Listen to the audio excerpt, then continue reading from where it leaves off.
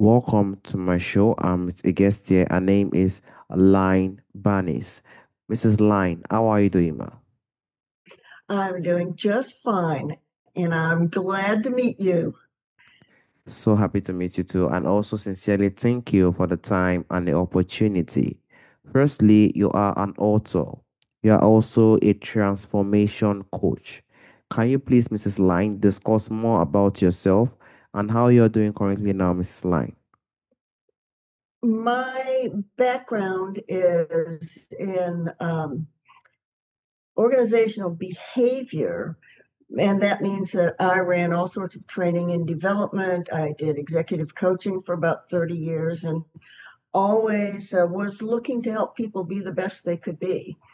And then eventually I retired and I had my 100-year-old mother come to live with us, and she lived for 6 more years, which was amazing.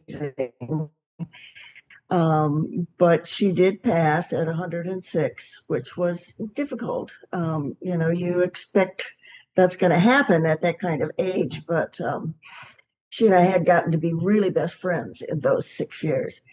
And then within the next year, my little brother had a massive heart attack in the middle of the night and he died. And then within another 6 months, my husband had complications from surgery and he passed. So, um, there is 2.5, 3 years with compounding grief. One thing, one thing after the other.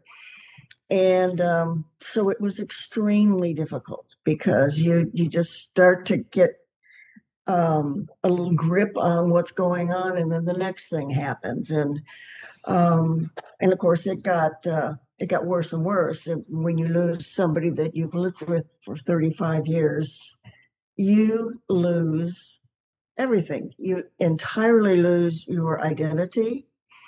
You don't know who you are, what's going on. But during that time, after I got through the first part with all the emotions and everything and could start to think clearly, I realized that I had all of the skills, all of the training I needed to help other people. So I created a personalized program that I think is extremely strong, and it helps somebody from the point where they are clear enough to make decisions all the way through to figure out what they want their next chapter to be, and then being supported walking into that for a whole year until we're sure they've made a good transition. Very much beautiful. My heart goes to the grief. There was about three grief, which is your grandmother, the lady, and also your husband as well. It shows how tremendously uneasy it was during those times. But that is also the time we have to also try to, you try to build yourself and also create some kind of coaching services and other areas that can also help people to grow and also become better as well. And also in the experience you've had earlier, Mrs. Line, have you written any book? Or are you planning to write any book in the coming future, Mrs. Line? I do. I have several books, but this one I'm writing is going to tentatively it's going to be called "Lifting the Veil," and it is about grief and getting through it in a positive, healthy way. Exactly. We definitely expect that. We know we have every single book which has actually profoundly bring a lot of insight. And we do hope that more actually comes out in the coming future as well. I would like to drive to the point of loss and also how one can begin to find purpose again. Loss is something that every single one in this life will face, whether we like it or not. We will face someone who is very close to us, which will really hurt us very, very deeply, and we feel it right into our heart as well. So, for listeners whose loss has left them feeling disconnected from life, like they feel like their whole life is gone through the loss. How do you think they Mhm. can try to begin finding purpose again when everything familiar has changed, Mrs. Line? Well, that is a very, very good question because our brain has a lot to do with that. When we first experience the loss, um, our brain has mapped out what our life is like. So it knows, people and everything you're involved with. And all of a sudden it's going, whoa, something's missing. A piece of this puzzle is missing. What do I have to do to protect my person? Because that's what our brain does. It protects us. And um, and that causes a lot of the confusion that we go through in the beginning of loss. Um, then you get all the emotion on top of that, which causes more confusion. And it takes a while. We have to understand that it takes a while. We all go through the process differently, which is fine. We have to do what works for us. And that's why I don't start working with someone until they are through the majority of that terrible emotion, and the brain fog is lifting, and they can begin to make decisions that are good decisions. We know that when we are very emotional, our brain cannot make rational decisions. And so it's very important for us to understand that it takes a while. It takes a while, and let people have that space. But then I think the most important thing, and people do tend to come to a point where they're saying, I can't live this way. I do not want to live this way. There's got to be something better. And that's when they start looking for, okay, what can I do to make my life better and regain some friends and some things to do, and all of those sorts of things that we fill our lives with. And I think at that point is the time when we can start investigating. I think it's very not useful to immediately jump into something and just get busy. It's busy is good and in some aspects, but we want to peel back all of the garbage that have been placed on our shoulders from life. I mean, half of that stuff we don't even, it's not even ours. We're trying to take care of other people so much, particularly women. And so spending time to go through that and find out who you really are. And then from that, we can find out what works for you. Where are you feeling like you're in flow? You have very little pressure. You can do things, you do them well. You get a lot of pleasure out of it. And that's where we start looking at purpose, because that's the kind of thing that we want to do, is to find a situation and create a next chapter or new life that's based on something that can support us and make us happy. So when we know that stuff, then we can move into the purpose piece. Thank you so much, Mrs. Line. Well, the rape is something that is very much easy, and you said something very much beautiful. It has all to do with the brain. The brain really plays a very huge role because the brain has been programmed or has been connected with such being.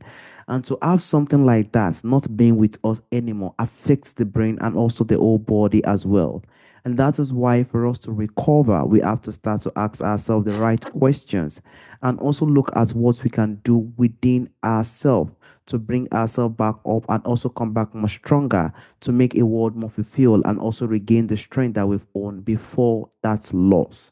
And also, Mrs. Line, I would also like to drive to the point of signs, because despite everything that one do, there will also be signs that one is actually healing. One is actually getting the healing that he or she needs to become more better as well. So, what do you think are some of the early signs that a grieving person is ready to begin exploring purpose again, even if they still carry deep sadness within them, Mrs. Line? Yeah, and they will carry deep sadness. We know that it changes, but it never goes away. It lessens in intensity, but it never goes away. So we, in all of this process, we need to learn to honor that and live with it as, this was part of my life.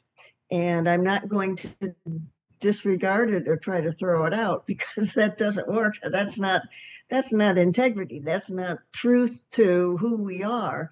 And that's an important thing. We have to be true to who we are.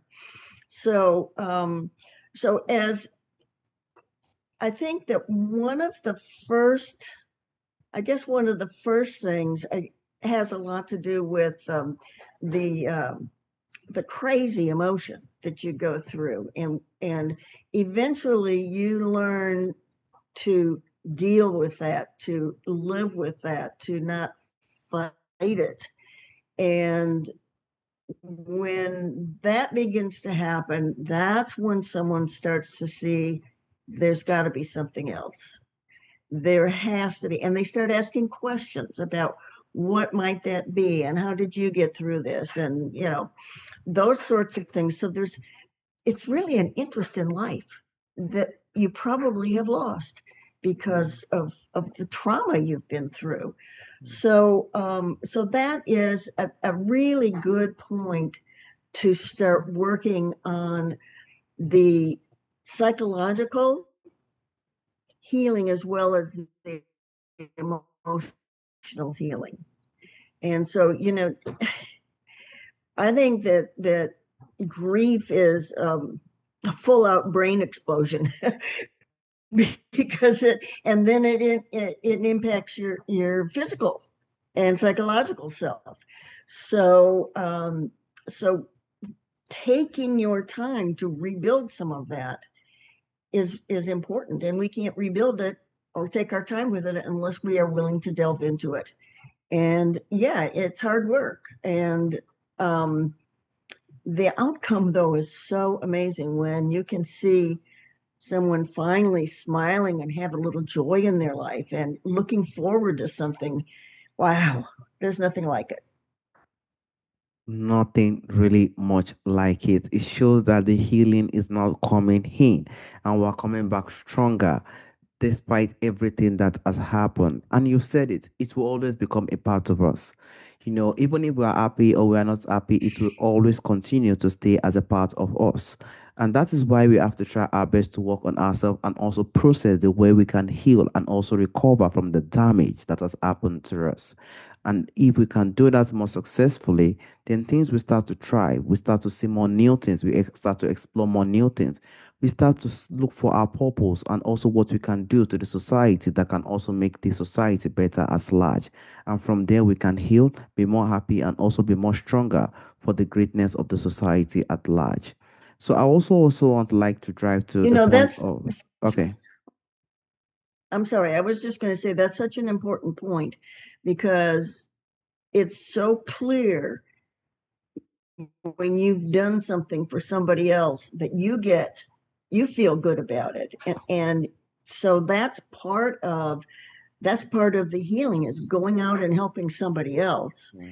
and then trying to create a way to make that part of your life. So I'm glad you brought that up. Exactly. It's one of a very, very good source for healing as well, because the community and also volunteering are also one of the biggest source for healing as well. And also I would like to drive to the point of community, connection, and also playing support. I do know we've had more discussion in regards to that earlier, but I would just like to drive to the role you think connection, community, and also support play in helping grieving people discover a sense of purpose they may have thought was gone far forever, or it has gone forever. That is the thinking that they believe that has gone forever, Mrs. Line. Well, I can tell you in one sentence, we do not heal alone. And that's an important piece. Early on, being in a group of people who are going through the same thing is fine. And, there are a lot of grief groups that help in that area. When it gets to the point where people are just having a pity party and complaining and telling their story over and over, that's the time to get out because that's not what you want to do. You don't want to reinforce and reinforce and reinforce misery. Um, but then you need to move to someone who can help you or a group of people who can truly help you. They know what they're doing. They can take your hand and walk with you through the process. And so that's why I do a lot of group work. And the very last part of the group work is kind of a mastermind where people taking the same journey get together and support each other through the transition. So I think it's a huge, huge, huge piece. Exactly. It's very, very huge. It plays a very, very important and also huge role because it is not easy when grief happens and it is not easy for everyone. It is always really, really tough when someone experiences such moments. And for us to get the sense of healing and also get the sense for us to come back out there to begin to do things that can actually impact the society, we need someone, as you said, we need someone who will also put us through and also make us glad because they are also the one that will give us the companion and also we in the society that can do something that can also help us heal as well. And also, Mrs. Line, there is also a question I normally ask during the end of the show. From our forefathers, from our ancestors, there are a lot of beautiful things that do exist during our ancestral time that is missing in our time today. If there is anyone or anything you would like to bring back to our time today, Mrs. Line, what do you think that thing will be, Mrs. Line? I think there are two. One is understanding that there is more than just you. Mm. There's something greater. And getting in contact with that support is, I think, an important thing. And I don't care what you call it, but it's there and it's there to help us. And the other thing does have to do with us. We need to understand that everything that we've been through all of our life has prepared us for this moment. And we are strong enough. We are capable. The thing is, we may need some help pulling that all out because it's hard to do by yourself. So, but know that you've got what you need. Your body knows how to heal, your brain knows how to heal, and you do too. I sincerely appreciate you for the great insights, Mrs. Line. We have the potential in us already for us to recover, for us to become more stronger, for us to actually bring ourselves out again to the society in the status that we found ourselves before. It is always in us. But the beauty is it is hidden.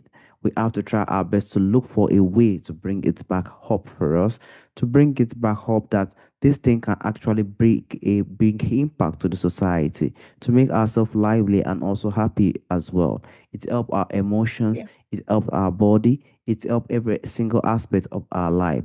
And it's also erase that pain and just let it to be part of us as an experience as well. Mrs. Line, I also want to use this opportunity to thank you for the time, the opportunity for us to have this profound and insightful conversation. Thank you so much, Mrs. Line. You are very welcome. Thank you for the opportunity to spread my mission. All right, Mrs. Line. Have a wonderful day, Mrs. Line. Bye bye. Bye.